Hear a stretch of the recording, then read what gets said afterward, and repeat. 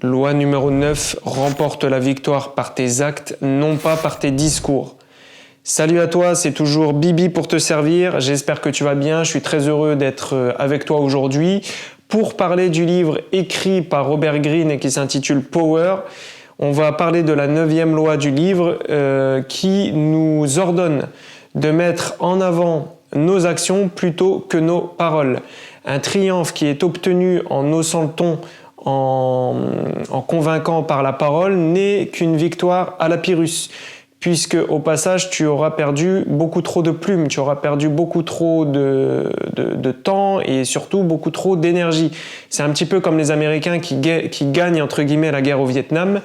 À la fin, ils ont perdu tellement d'argent et tellement de ressources qu'ils ont perdu, quoi. La rancœur que cette victoire à la Pyrrhus va susciter chez ton interlocuteur sera beaucoup plus intense et surtout beaucoup plus durable que la docilité et la coopération qu'elle aura pu susciter. Il faut obtenir l'accord de ton interlocuteur par tes actions, parce que c'est beaucoup plus puissant. Il ne faut pas prêcher, il faut montrer l'exemple, il faut convaincre par l'exemple. Camper bêtement sur ses positions n'a jamais convaincu qui que ce soit. Pire que ça, la parole ne te garantit absolument rien, puisqu'elle peut être interprétée de 1000 façons différentes et tu ne seras jamais sûr que ton interlocuteur comprenne bien le message que tu lui envoies. La personne face à toi peut acquiescer par politesse ou par peur du conflit, mais intérieurement, elle restera en opposition avec toi. C'est ce qui se passe très très souvent. Par ailleurs, les mots peuvent être exagérés. On l'a tous fait au moins une fois pour défendre une cause ou convaincre quelqu'un d'adhérer à nos propos.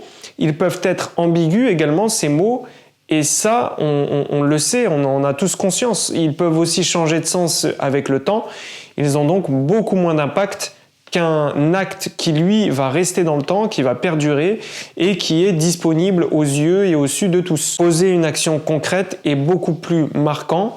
Personne ne la discute, elle ne souffre d'aucune ambiguïté.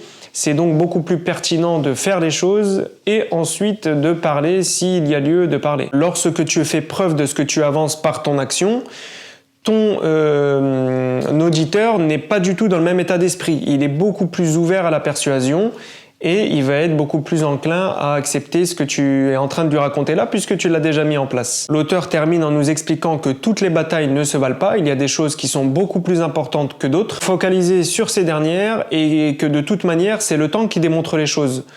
Il faut donc choisir soigneusement ces batailles et laisser l'œuvre du temps s'occuper des autres. J'ai remarqué une chose, c'est qu'on peut quantifier le temps. Le temps est une ressource quantifiable et très précieuse.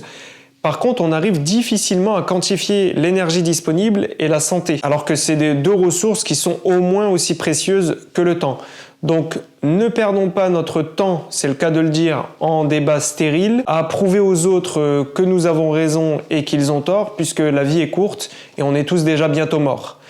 Cette vidéo est terminée, j'espère qu'elle t'a plu, n'hésite pas à t'abonner à la chaîne, à activer la petite cloche pour être notifié chaque fois qu'une vidéo sortira. Je te dis porte-toi bien et à bientôt pour la 10e loi. Peace!